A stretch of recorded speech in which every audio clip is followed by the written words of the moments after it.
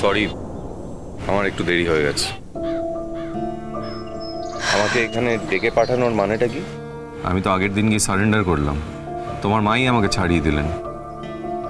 আমি জানি তুমি তার জন্য এখন রিপেন্ট করছো, নিশ্চয়ই সঙ্গে পুলিশ এনেছো। দেখো, সত্যি কথা আমাকে বলতে পারো, আমার জেলে যেতে কোনো আপত্তি নেই। আমার মা কোথায়? তোমার মা কি একজন অল্প বয়সী মেয়ে যে আমি কিডন্যাপ করব? না, আমি জিজ্ঞেস করছি, তুমি কি জানো আমার মা কোথায়? না। আমার মা তো আমার কাছ থেকে তোমার নাম্বারটা নিয়েছিল। আই এম শিওর মা তোমার বাড়িতে গিয়েছিল। গিয়েছিলেন তো? তারপর কোথায় গেলেন? মানে মা তো বাড়ি ফেরেনি। সত্যি বাড়ি ফেরেননি? আমি কি মিথ্যে কথা বলছি? মিথ্যে কথা বলে তোমার সাথে দেখা করতে এসেছি? বলেইছিলেন ফিরবেন না, তবু আমি ভেবেছিলাম হয়তো ফিরে যাবেন। অবশ্য উনি বলে গেছেন নিজে থেকে আমাকে ফোন করবেন একদিন। মা তোমাকে নিজের থেকে ফোন করবে? আমাদের সবার সঙ্গে সব সম্পর্ক শেষ করে দিয়ে চলে গেলেন। আর হতে পারে বাড়ির সবাই ভুল বুঝেছে, কিন্তু আমি তো ভুল বুঝিনি মাকে। আমাকে কিছু না বলে মা এরকম ভাবে চলে গেল কেন? তোমার মা ভেবেছিলেন তুমি ওনাকে ছাড়বে না, কেঁদে কেটে একসা করবে। এত কথা হয়েছে মার সঙ্গে? হয়েছে। আমার মা তোমাকে বাঁচিয়ে দিল, তোমার এইটুকু কৃতজ্ঞতা বোধ নেই? তুমি জানো তো যে আমার মা চাকরি বাকরি করেন না, মার সেরকম আত্মীয় স্বজন নেই। এত কথা হয়েছে যখন, এটাও জানো যে মা নিশ্চয়ই রানাঘাট যায়নি। তুমি এইটুকু জানার চেষ্টা করে না কোথায় গেছে? এইটুকু দায়িত্ববোধ কেন নেই তোমার? তুমি কি আশা করেছিলে আমার কাছে? আমার মতো ছেলের দায়িত্ববোধ থাকবে তোতা? তাহলে তোমার বিয়েটা আমি ভাঙতাম? আমার কথা বাদ দাও, আমার মাকে নিয়ে কথা হচ্ছে। এইটুকু তো তুমি আমার মার জন্য করতেই পারতে। তুমি তো জানো আমার মা তোমাকে কতটা ভালোবাসে। তা জানতাম। তো জানতে যখন তুমি কিছু বললে না কেন? তুমি ভাবলে না যে একজন মানুষ মানে এই বয়সে কোথাও চলে গেলে বিপদ হয়ে যাবে কিনা? দেখো, তুমি যদি মনে করে থাকো যে আমি তোমার মাকে কিছু বলিনি, তাহলে কথা বলাই বৃথা। তো বলাই তো কোনো লাভ হয়নি। কে জানে কোথায় গেছে, ওরা কোথাও খুঁজে পাচ্ছি না। আমার যা টেনশন হচ্ছে। তোতা, তোমার মা খুব জেদি। ওনার মনে যদি আঘাত লাগে আর উনি যদি মনে করেন যে উনি সব কিছু ছেড়ে চলে যাবেন, তাহলে ওনাকে কেউ ফেরাতে পারবে না। আমি বুঝতে পারছি যে মার বাবার ওপর অভিমান হয়েছে, আমার দাদাদের ওপর অভিমান হয়েছে, আমি বুঝতে পারছি। কিন্তু আমি কি করেছি? আমি তো মাকে সব জায়গায় সব কিছুতে সাপোর্ট করেছি। ইনফ্যাক্ট এত বড় একটা ডিসিশন তোমাকে ছেড়ে দেওয়ার, সেটাতেও আমি মাকে সাপোর্ট করেছিলাম। আমার একটা কথা খুব জানতে ইচ্ছে করছে। কি জানতে ইচ্ছে করছে তোমার? দেখো, এরকম একটা কফি শপের বাইরে দাঁড়িয়ে দুজনে মিলে ঝগড়া করছি, তুমি কি সত্যি পুলিশ এনেছো সঙ্গে করে? না, যদি তোমার সঙ্গে পুলিশ না থাকে আমরা ভেতরে বসে কথা বলতে পারি, মানে একটা কফি তো খেতেই পারি। আমার কফি খেতে ইচ্ছে করছে না। কফি শপের বাইরে দাঁড়িয়ে এতক্ষণ ধরে কথা বলছি, একটু তো ভেতরে যেতেই পারি, তাই না? একটা কফি খেতে চল।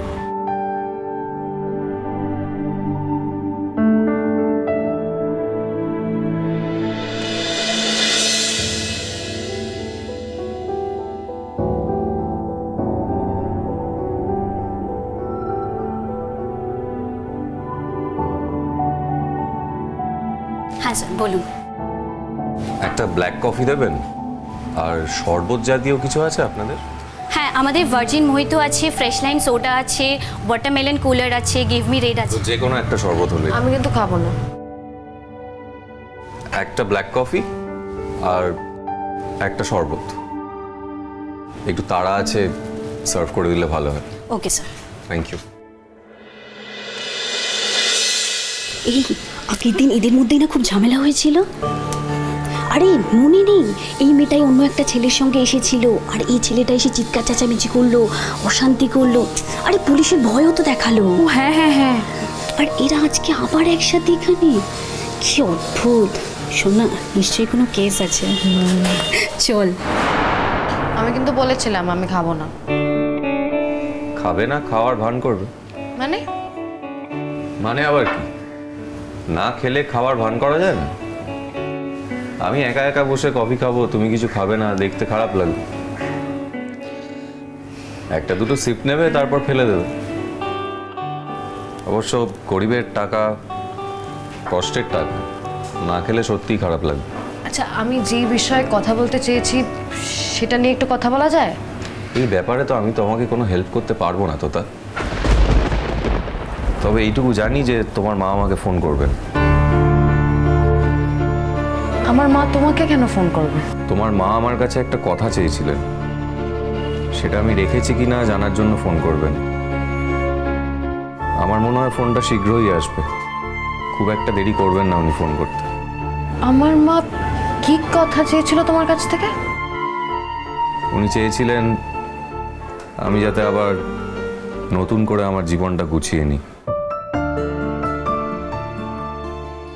আমার মার এত আগ্রহ তোমার জীবন নিয়ে? প্রথমে আমিও অবাক হয়েছিলাম, কিন্তু সত্যি ওনার আমার জীবন নিয়ে যথেষ্ট আগ্রহ আছে। কে জানে, আমার মতো একটা অপদার্থ, অসভ্য, বেয়াদবকে উনি কোথাও ভালোবেসে ফেলেছেন। কি করবে বলো, মানুষের মন তো, তার উপর কারোর হাত নেই, কখন কাকে ভালো লেগে যায়।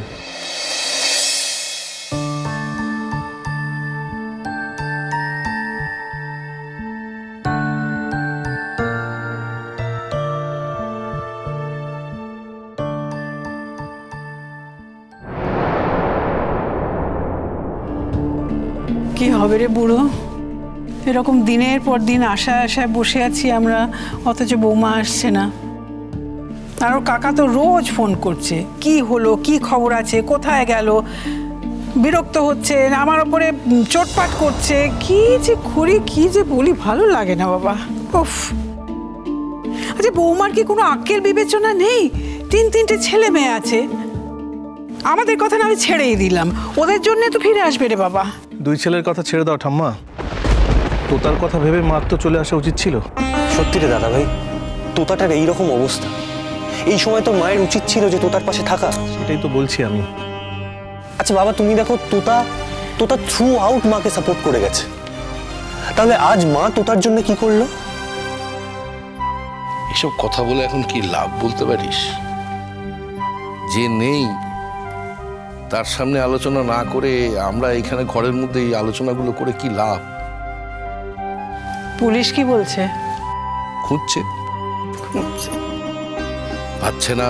পুলিশই যদি না পায় তাহলে আমরা কোত্থেকে কি? এত দিন ধরে তোতার বিয়ের জন্য আমি বাড়িতে বসে আছি, এবার তো ইউনিভার্সিটির কাজকর্মগুলো করতে হবে, এরকম কাজকর্ম আছে, আমার ভালো লাগছে না। আমাকে এমন অবস্থায় ফেলে চলে গেল, মাঝে মধ্যে মনে হয় মরে গেলেই বোধহয় ভালো হতো। এই বাজে কথা বলবি না বুড়ো, তোর মা এখনো বেঁচে আছে, আমার সামনে দাঁড়িয়ে তুই এসব কথা বলছিস কি করে? আচ্ছা বাবা, তোতাও তো এখনো ফেরেনি, আমি খালি ভাবছি সারাটা দিনও কোথায় রাস্তায় রাস্তায় ঘুরছে, কি করছে, কিছু খুঁজছে, যেখানে যেখানে সম্ভব সেখানে সেখানে মাকে গিয়ে খুঁজছে, তারপর ক্লান্ত বিধ্বস্ত হয়ে বাড়ি ফিরছে, মুখের দিকে তাকানো যাচ্ছে না। প্রত্যেক দিন ভাবছে যে আমি হয়তো তোকে কোনো খবর দেব, তারপর যখন খবর পাচ্ছে না তখন আরো হতাশ হয়ে পড়ছে। আমিও ভাবছি ও আমাকে কোনো খবর দেবে, ওর মায়ের সঙ্গে ওর এত ভালো যোগাযোগ ছিল, অন্তত ওকে তো ফোনটা করবে। কি যে হচ্ছে কিচ্ছু বুঝতে পারছি না।